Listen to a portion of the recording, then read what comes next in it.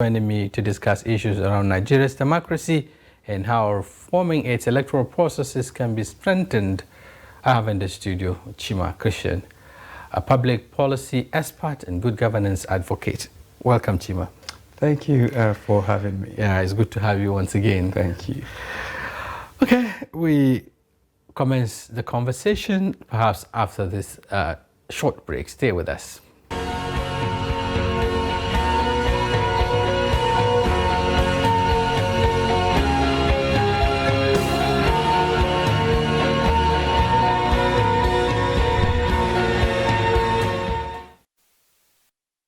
Thank you very much for staying with us. And now the conversation begins. Chima, yes, you've heard some of those tidbits. Let's start by looking at them one after the other. Let's start with the position of former President Olusegun Obasanjo in respect of the composition of judges, or rather the reasoning of, judges, especially of the appeal court now, sacking a number of governors, largely governors from the opposition political parties. This has raised a lot of concerns among the political class, among the citizens, and so on. What do you make up with the submission that it is not ideal, for only 3 persons to sit down and nullify elections where millions of people took time, under rain and the shine and the sun and all of that to vote for leaders of their choice? Well, I want to draw the line from 1993. And if you draw the line, you will find that Nigeria has made substantial progress in election management since 1993. You had an outright annulment in 1993 to a period between 1999 and perhaps 2007, where if you wanted to win elections, you have to hire thugs to snatch ballot boxes for you. And now we have moved to a point where elections have become somewhat credible. And that's why people now know that their votes count. And that's why you saw the era of voter inducement. But today we are fast moving away from voter inducement to get into a period where if you want to snatch ballot boxes, you have to hire a few senior advocates of Nigeria to go to the Supreme Court or the appeal court to attempt to snatch ballot boxes for you. And what Obasanjo has just described could be an attempt to use the legal instruments to snatch ballot boxes, since the doubts have been weeded out of the system. Let's engage senior advocates, let's engage Supreme Court justices, let's engage, for instance, appeal courts to attempt to overrun the mandate of the people. And I don't believe that that was the intent of the people, the drafters of our Constitution. You have your Supreme Court, your appeal courts, as a court that want to adjudicate over electoral disputes. But what we've seen now is that the court is abusing those powers and have ultimately arrogated themselves the powers to decide. And so, therefore, the common man is no longer devoted today. It is a 5-man panel, a 3-man panel, or a 7-man panel of court justices that now decide. So why are we wasting our time with elections if we will finish voting and the courts will do otherwise? So why don't we just do away with the chariot and then ask the Supreme Court or the appeal court to choose who they want to govern us?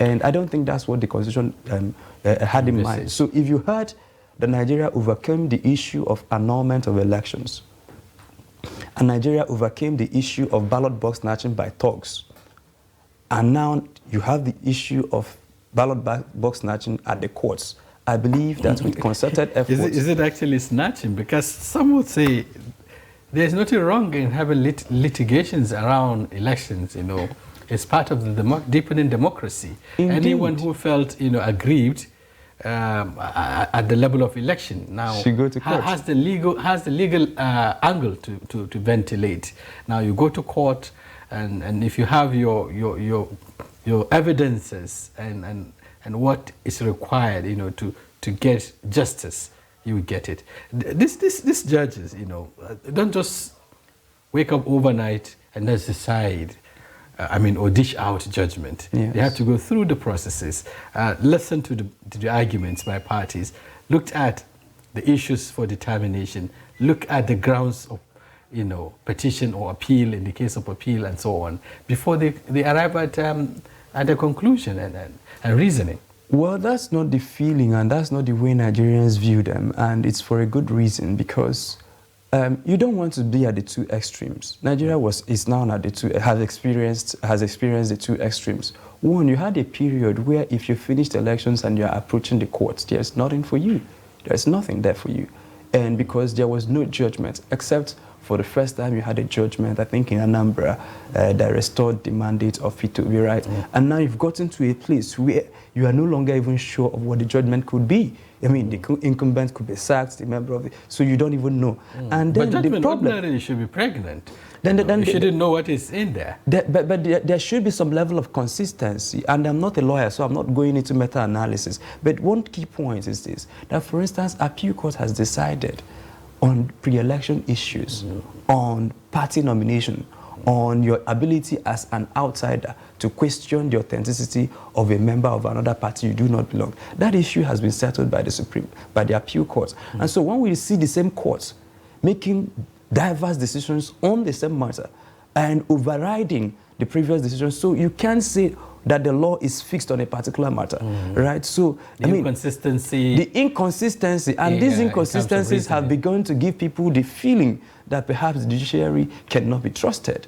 And because of that, you now see that the cases going to the judiciary, to the judges, no longer, you can't determine them based on the facts of the matter, that they may be determined by whatever consideration, and we don't know how these judges make their decisions. We don't know whether they are coerced, we don't know whether they are induced, and we don't know with which eyes through which they see laws and they see white, and then they come back to tell Nigerians that what we saw as white in the morning is now blue in the evening. You're pointing at a very scary scenario, looking at the fact that judiciary ought to be the last hope for the common man and an independent arm of government.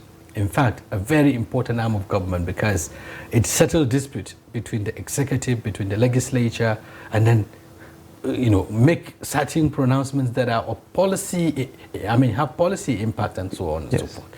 So at what point are we losing it? Because if there's a trust deficit between the public and the judiciary, then where is the rule of law? Well, that's where we're headed to. And in fact, it has started happening already.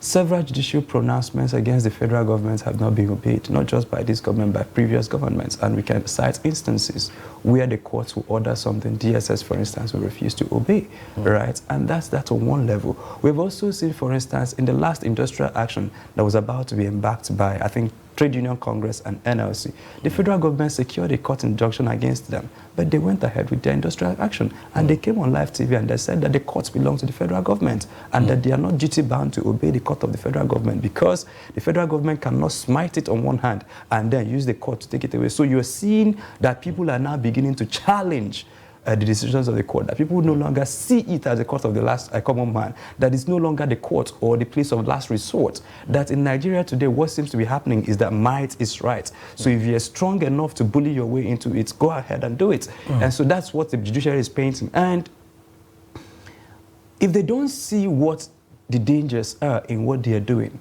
then we can't help them. Because if they don't see that if people lose complete confidence in that system, that what you have in the society is anarchy and chaos. And we're beginning to see how people are reacting to some of these judgments.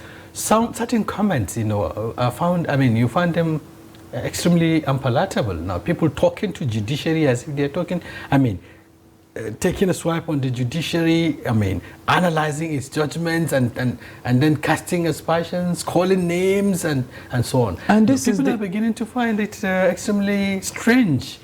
The judiciary used to be a very respected arm of government. At some point, you don't even talk about, issues that are before the courts. But you're beginning to see how judges are being challenged, are being, talked to in that manner, without any recourse to. Where are we heading to? What you are describing now is that the court has lost its moral authority. So why should we respect the courts? That's the question before Nigerians. Now, why should we respect them? Should they give us a reason to trust them? Why would we respect what they are doing since we don't understand what they are doing? So either the court redeems its image or Nigerians will take back the power we give to them. Because you see, you are a citizen, I am a citizen. You're just citizens. We decided to carry all our powers and give it to you through a legal process. We donated the powers. And if you have begun now to abuse the powers that were willingly donated to you, very soon people will collect the powers back to you. back from you, right? And that is what is happening. People are saying we want to take back our power. We no longer want the court system, and that will happen, and it's already happening. And then if you don't see where it is headed, I mean, sit back for a moment and look at where the courts will finish the judicial decisions, and you see riots in the streets. There's some are beginning to erupt. You know, the judgment for the plateau generated some ripple reactions now. That of also burning tires and what have you. And in Kano, again, there was protests, mass protests of sorts, you know, against. And judges should see the handwriting on the wall and see the logical conclusion of that trend, because once it starts, it usually goes upwards. And from that, you know, skirmishes around judicial pronouncements, trace it upward, and then you will see the logical conclusion. These are fundamental aspects, if you like, or pillars of democracy. You can't have democracy without the rule of law. At the same time, you know, judiciary as an arm of government is very, very critical to the survival of democracy. Yes. Yeah, we're beginning to see people questioning the integrity and of course, the honesty of electoral umpire, for instance, the INEC.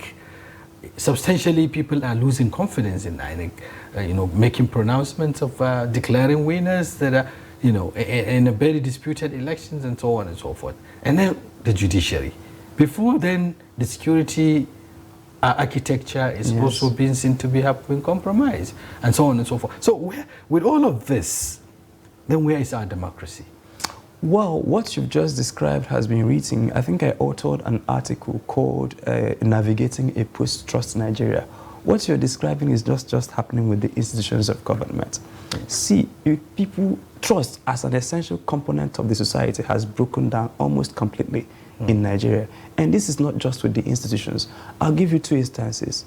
People no longer trust their tailors. So if you have a wedding this weekend, you have to beforehand shift the date forward just so that you won't be disappointed. If you were in the UK or the US, you tell your tailor the dates and he gives you the dates. You come in there, pick up your clothes. Yes. But in Nigeria, people no longer trust their tailors. Today, Nigerians can no longer send their cars to mechanic and go home. You have to police them. You have to wait for them. You know what will happen if yes, you want to be there, else sometimes you could have missing even parts. If you are there, things still happen. Things still happen. So there is that breakdown of trust. So you don't even trust the traffic lights, that when it says green, you have to be sure. You have to be sure that nobody is coming. Person is running against the traffic and wants to smash it. So what can you trust? So if you can't trust at that societal level, then at the institutional level, you've talked about police, you've talked about judiciary, you've talked about INEC.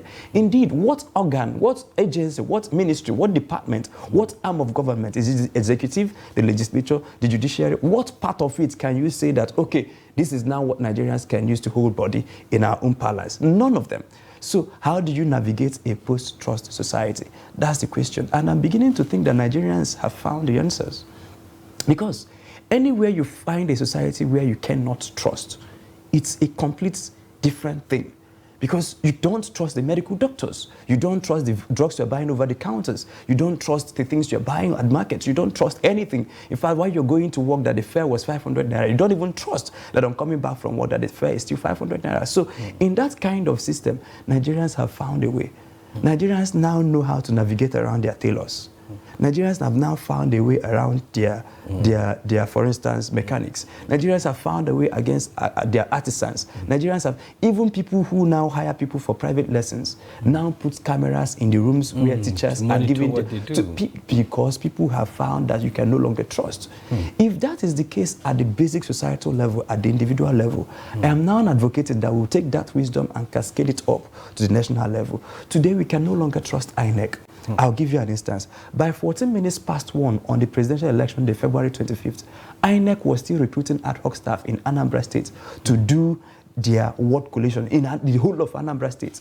And so INEC was coming to tell us we are ready, we are ready, we are ready. On the election day, no ad hoc staff. And so what you then do is that you have to police INEC. If they say they have acquired devices, you police them to audit those devices. If they say they have recruited, you police them to be sure that they've done that. If they said that they've done, you police. So eternal vigilance is the price of liberty. And again, these institutions were designed to function. We are supposed to give INEC the responsibility and go to bed. But now we have seen that if you're going to bed, that the mattress can be carried in the middle of the night. So what do? You stay the primary awake. Responsibility of checking the excesses of the arms of government, for instance, is perhaps also eroding. Let's take the National Assembly, for instance, which has enormous roles, in terms. But then, to give it to them, we read one of the tidbits. Yes. I mean, the lawmakers are making efforts to see that they make certain adjustments even before, a full-fledged electoral reform or so. I mean, some of the contentious issues around, transmission of results, around addressing the issue of off-season elections, which is also fundamental. Now, a number of people are taking advantage of these gaps, of this distorted calendar, electioneering calendar, to perfect some of those things. Because where you have an off-season election in 1 or 2 states or 3, some people will deploy whatever they have to ensure that they win at all costs. But if we are having a unified electoral calendar, for instance, it might be a bit difficult to do that. So the National Assembly, in spite of its limitations or challenges, is also looking at some key issues that would help address some of these problems. Well, I don't want the National Assembly to lead in that regard, and I have my reason. Okay. They are all part of the same issue. I think Nigerians should be beneficiaries. Anyway. They are beneficiaries of this. They are interested party. If you look at the people within the National Assembly that are driving this, and that's why I've kept on saying that we have lazy opposition in Nigeria. I mean, you would expect that PDP and Labour Party will be at the forefront of writing the laws. You are allowing APC lawmakers again to write the laws. And these things are deliberately written. And where they can insert loopholes will be inserted. Where they can put backdoors will be put. For instance, when you have elected your laws acknowledging the use of beavers, your laws did not make it outrightly unlawful not to upload. Yeah. And that's one of the things that's the window given, so to INEC you saw to that decide. You saw that window has been exploited. I mean, today many Nigerians have lost total confidence, lack of confidence in the system because of a window that was inserted. So I expect the Labour Party, I expect the civil society, I expect the People's Democratic Party to lead in this regard. You cannot be planning for an election in 2027 and you allow your opponent to be writing the law in 2023. It does not make sense. So if you're going to participate in that election, you are now going to be participating. And by the way, you're not just talking about, there are 3 sets of laws governing elections in Nigeria. One is the Constitution, relevant sections. 2 is the Electoral Act. But the most insidious I see here that people don't pay attention to is INEC guidelines. So why have we not critiqued INEC guidelines? And they are also binding. Yes. So why have we not critiqued INEC guidelines? Why do we have to allow INEC to come up with their own guidelines? I mean, the stakeholders are supposed to make substantial input into the making of these guidelines. I'll give you another instance. You say, okay, people can come around and become election observers or party agents, and they can become party collation agents. Today, we are now doing e-transmission. Who do we have in the party that is at the room, where the server room, to be sure that the server is not being tampered with, to be sure that the protocols are not being changed midway into the elections? So now that you have moved a part of the election, substantial part of it electronically, it is opposite. It is only appropriate that people are now allowed to be in the server room to also see what is happening there. So you can't keep people... eliminate completely the human aspect of it. Beautiful. So you have to integrate these systems, the systems and the processes, and then you do what you call human interactions with systems. If you have designed a foolproof system, and then you give it to an individual who can corrupt the system, then the whole essence of the system has been eroded, because you bring in these devices to show up voter confidence, to have a more credible outcome. But don't come to tell us that, oh, the devices are working well, but the human beings. There is an aspect of technology called human interactions with systems. And so you must have to do your analysis to see these systems that we are designing, how will human interactions affect their usability? How can people compromise them? Your server, can people change the IP and the protocols midway into the elections? Can people turn it off midway into the elections? Can people compromise the beavers? Can people delay the uploads of the results? And these things are things you can rely on. I'll give you another instance. Let's move away quickly from elections and come back to it. Look at the NPC that is about to conduct a major national exercise. They are saying that they have deployed geospatial devices, that they have acquired PDAs, that they have acquired all those devices. But nobody has seen the vulnerability reports of these systems. Because if you say that you've acquired PVB, and then you see it's costing us nearly 800 billion to conduct census, and then if you're spending a substantial amount of our money to acquire gadgets and devices, don't come after the census to tell us, oh, your devices were well, but the individuals handling them. So because if you give a system that can be manipulated to an individual, whether the individual is coerced or induced, then they can manipulate the systems. That's why you subject these systems to independent stakeholder review and audits, public scrutiny, for us to determine the vulnerability of these systems. And where upgrades need to be made, upgrades will be made. And where you have to have slight amendment of the processes. So those are the things you do before the fact. You don't just buy devices and use the whole country to do what I call national experimentation. Because what INEC has done with the smart card reader is national experimentation. And it did work the way it did. And what INEC has done with the beavers, after assuring us that it was a game changer, is a major national experimentation. So Nigerians are now lab animals where you use us to test the efficacy of your devices, your systems, and your processes. No, those tests have to be conducted before the fact, not after the fact. Right, okay. I understand we have to take a break. In case you're just joining us, the program is Daily Politics. We're looking at democratic trajectory in Nigeria with all the imperfections around it and what needs to be done to salvage the situation. I have Chima Christian in the studio, a public policy advocate and also a public affairs commentator. Together we'll be looking at the issues very closely. We take a break. When we return, we continue with the conversation. Stay with us.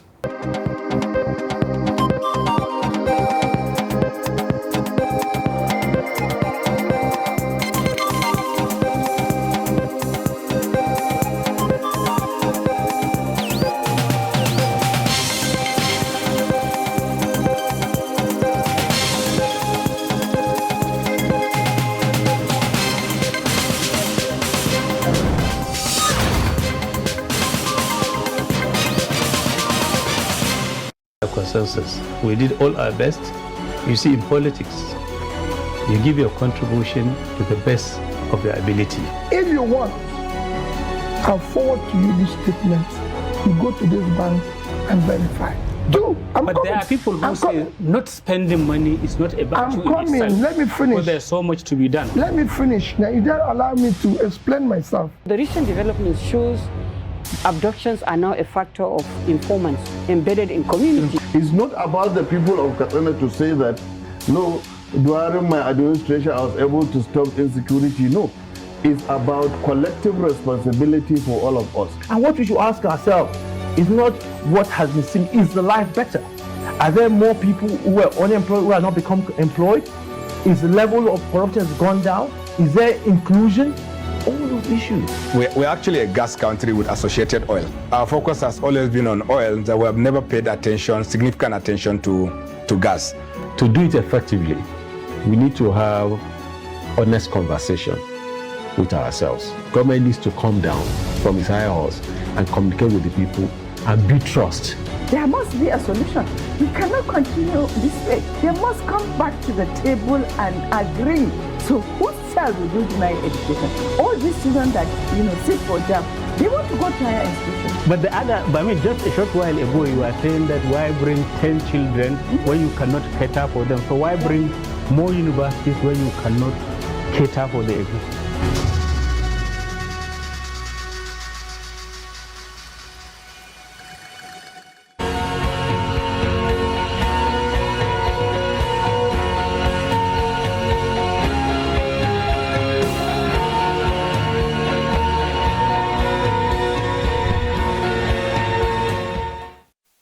Thank you very much for staying with us. It's the Daily Politics.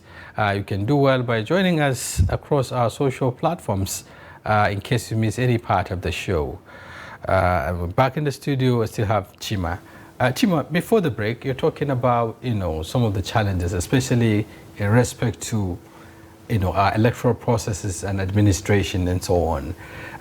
One thing that is glaring is that just as Nigerians are becoming helpless in the sense that they go out, cast their votes, and in the end, those votes can be upturned, they can be invalidated.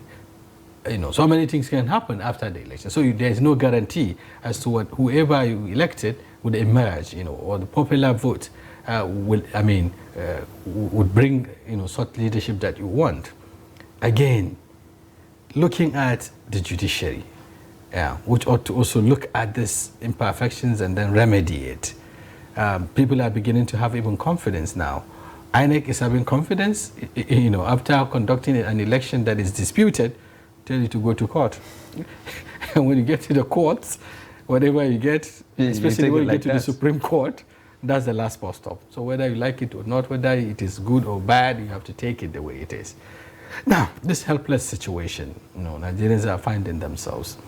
How do you think, because it could trigger some sort of reactions that we're beginning to see now, just like we mentioned earlier. People are beginning to lose confidence in all of this and then beginning to take back, so to speak. How do we address this before it blows into something else? Well, I think that I would love to believe that Nigerians still retain the agency to steer the country into any direction they wish to. Because like I keep mentioning everywhere I go, there is the demand and there's the supply side of governance. The supply side are legislators, INEC, judiciary. These are supposed to supply good governance. But then you have to have the demand side of governance. You see, in democracy, you're not giving what is due to you. You are giving what you demand for. And if you don't demand for accountable leadership, you won't get it. If you don't demand for credible elections, you won't get it. And so Nigerians, and what we have, by the way, is nagging, is complaining, is being power talks, is lamentation. But these things are not, you have a lot of emotions, you have a lot of energy, but it's not channeled into something productive, right? But what can Nigerians do differently? I think that Nigerians can begin to ask important questions, and I believe that Nigerians can begin to mobilize and organize in their clusters to, even if we're not able to affect whole-scale change, at one instance, we're able to affect piecemeal changes. For instance, the elections have come and gone.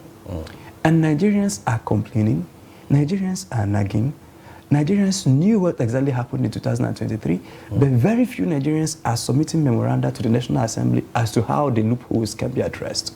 Are we even paying attention in the first place? Because in the process of the electoral reform, we have the civil society organizations engaged and they got involved in all of that.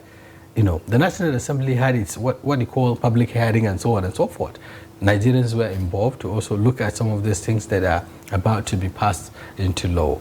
But with all of that, no one realizes that this fundamental device that is going to be used by INEC, which is expected to sanitize the process, is advisory, going by the law. It is not something that is mandatory. So nobody realizes that, okay, the electoral management body could use that as a window to escape, just like it did now. Okay, there are glitches, we resort to manual collation, manual transmission and all of that. And by the way, the law says shall, it is not mandatory. So you have that, you're right, that's in saying that Nigerians don't pay attention. And yes, we don't pay attention, so we pay attention. For instance, before the elections, the vulnerabilities of these systems, the processes were all known. And the political parties themselves, especially the opposition political parties, have also not done enough. It is not enough to go to fields and to snap pictures with market women and to tell people to come out and you put music for them and they're dancing, wearing your T-shirts, but you will not do well enough to protect the mandate they are going to give you. Since the elections, how many political parties, especially the two dominant opposition political parties, have called for a review to see what were the vulnerabilities of these systems and the processes, and how can we make sure mitigate it in the next election. But what you see is that you have people come on television, they organize press conference, lambast INEC, and go home. That's all. And then you leave the same systems and processes in the hands of your quote-unquote political opponent. I don't want to use enemy.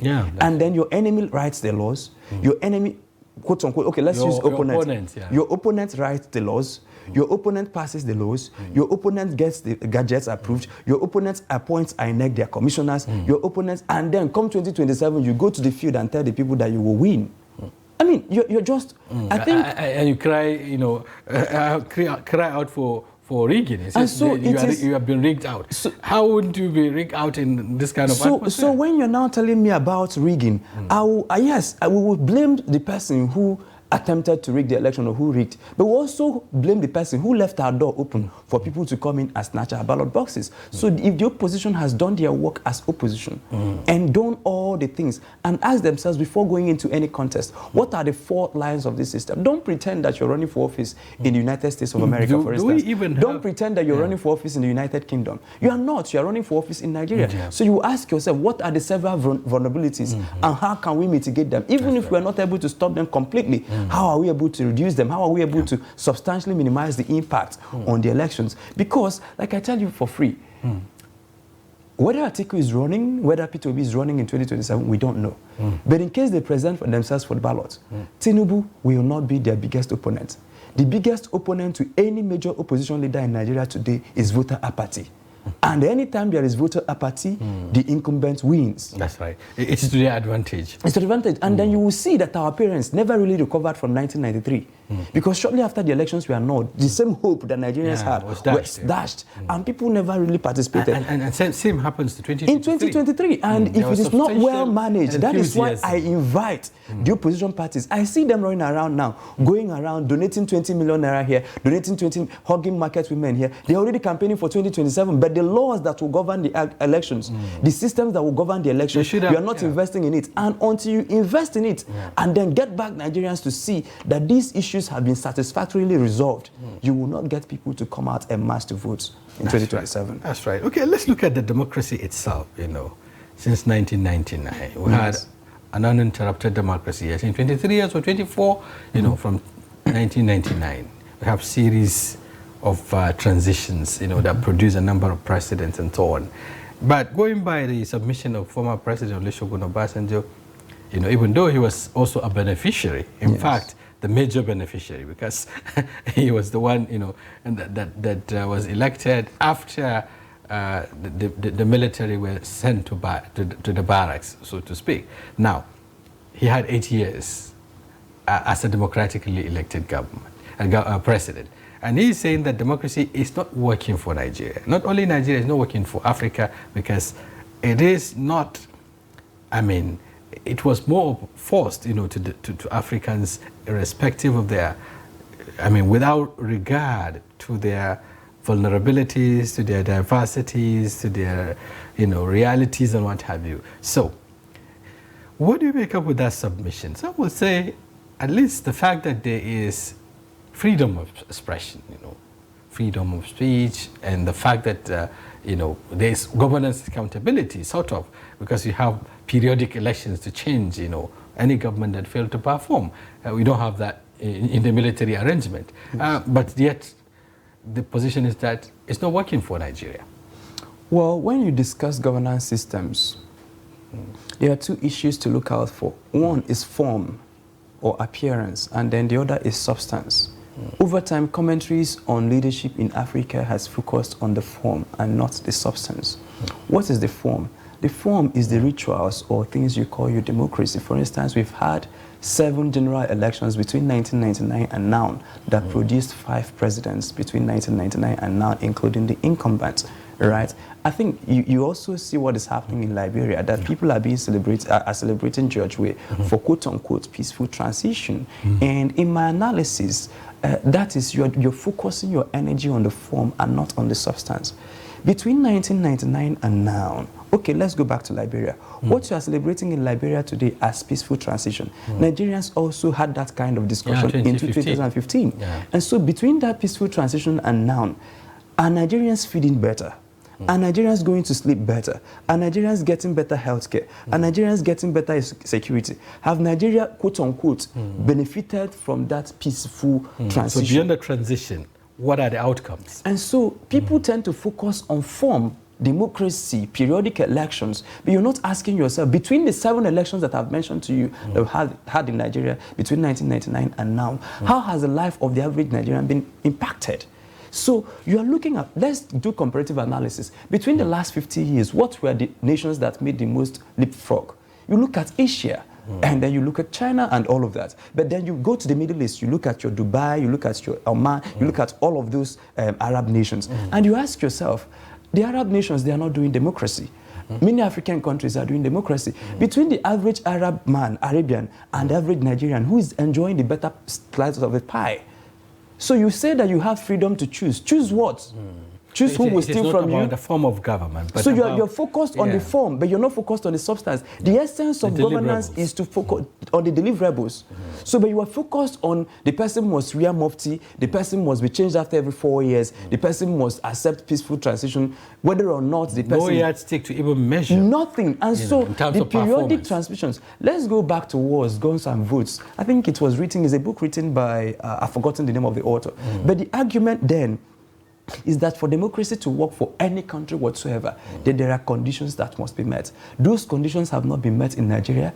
Those conditions have not been met in many African countries. What are those conditions? For instance, you will have to have education. I'll give you an instance.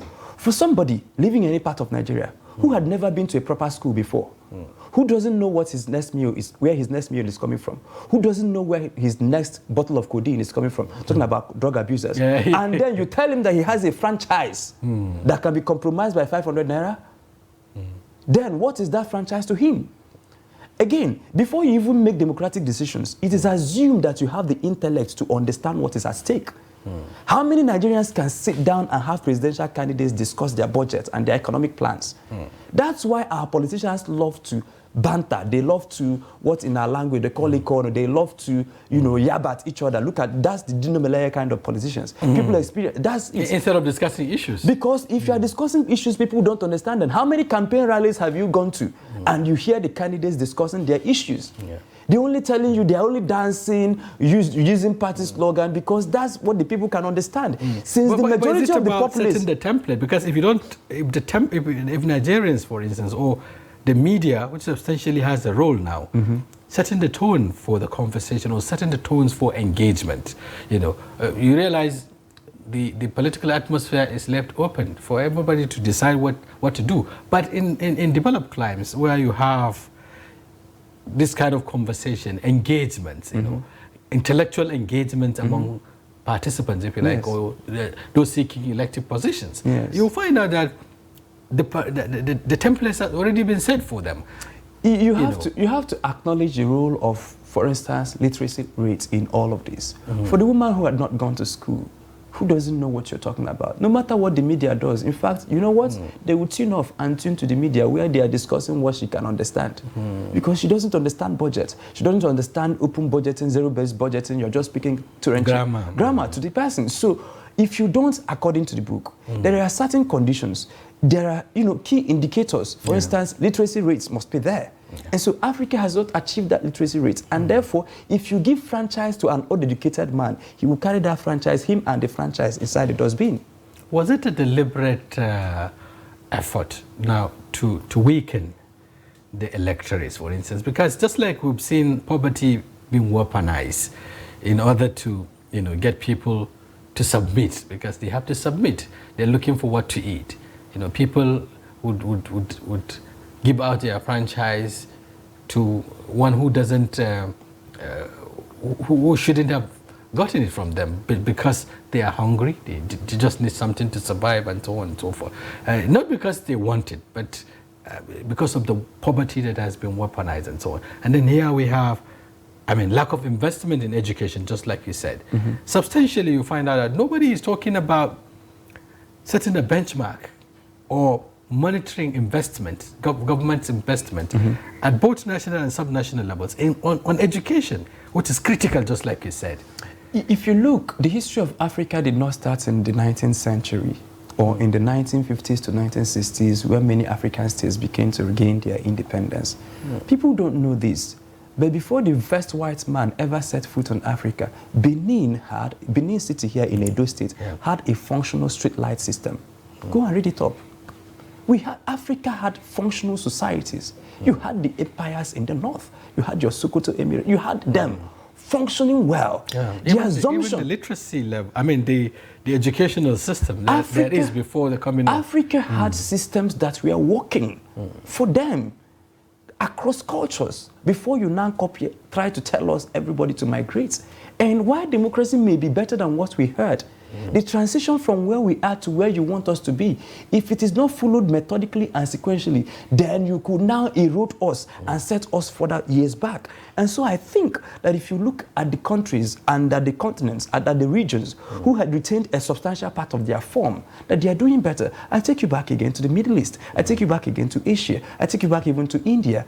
Right? And so you see that these people retained a substantial part of their societal cohesion and the societal structure. Don't come pretending that we don't have chiefdoms, that we don't have emirates, that we don't even know. In fact, I can tell you today, many people defer more to their chiefdoms, to their kingdoms, to their emirates, than they defer to their local government chairmen. Yeah. And so why do you then want to force us? And today you have used the laws to break down those emirates, to break down those, you saw the change, their influence, to whittle the influence, and you now see today that even town union associations are no longer as powerful as they used to be. So I think that Africa has to have a fundamental rethink. So are we going to focus on the form, or are we going to really look at the substance? Whether we're adopting periodic elections, peaceful transitions, or whatever, the metrics is not on whether APC won, PDP lose, Labour Party won. The metrics is the average of the average life. Yeah. How has infrastructure been improved? How has the ordinary man? So whether you're functioning under a democracy, or under a quote-unquote military dictatorship that almost plunged Nigeria into war with Niger, what you should be asking is the life of the common man improving? And so if you find it improving, regardless of the form of government, support it. That is what happened, the mistake Africa made with Libya, that we wanted to get democracy by all means in Libya. Today, you have set back Libya by at least a factor of 100 years. So if I understand your position, you align with the thoughts and position of former President Olusegun Obasanjo. Yes, he talked about Afro-democracy. If I understand, perhaps he's talking about making democracy, to have the kind of bearing, resonate with the people, looking at their cultures, and all of that. Putting all of that to have a form of democracy that will work for us. Is it the position? It's a position that is worth exploring. Right. By the way, the borders in Africa are artificially drawn. People sat down at Berlin Conference and put a line across Africa and called the different continents. And that's why you see people who you can't find a difference between some Nigerians and some Nigerians, some Nigerians and some Cameroonians, because they're just one community speaking one language, drinking water from the same stream. Artificially you call them different countries. And so you have that artificial demarcation that Africa has to talk about. At some point, we need to find the courage to discuss that, right? And that's number one. Then number two is, after we've done that, we have to find the courage to redefine our constitutions. Many of the things you find in constitutions of many African states are not original ideas. These are copy and paste ideas that were dumped on us. These were people who were prescribing. For instance, you see the sheer prescriptivism of the West, for instance, trying to recommend to African states to adopt same-sex marriage. How has same-sex marriage now become something that we should talk about as human rights? When has people who are not able to feed, and you're now coming to tell us that same-sex marriage, you see it in Kenya, you see it. These are things that the West intentionally want to put their own societal structure and enforce it on us. They are now telling us about our population. Why would we? Liberal colonialism, and then they are telling us, prescribing the way we will function our economy, the way we will design our naira, the way we will design our business atmosphere. So I think Africans must sit down to ask critical questions. And these questions will be difficult to ask, but we need to have that discussion before we can make progress. Thank you very much. We need to have a rethink, we need to have a focus, we need to come together and look at things that are not working for us and then make them work for us in line with our realities and so on. Thank you very much, Chima, Christian Chima, for talking to us on Daily Politics. It's always a pleasure to be on your platform. Thank you for having me. Right, and viewers, this is where we come to the end of this conversation on the platform. I do hope you had the conversation engaging and informative. If you do, why don't you join us tomorrow, where we'll be back with another interesting personalities and topics. Until then, I'm Shafiu Suleiman, thanking you for staying with us.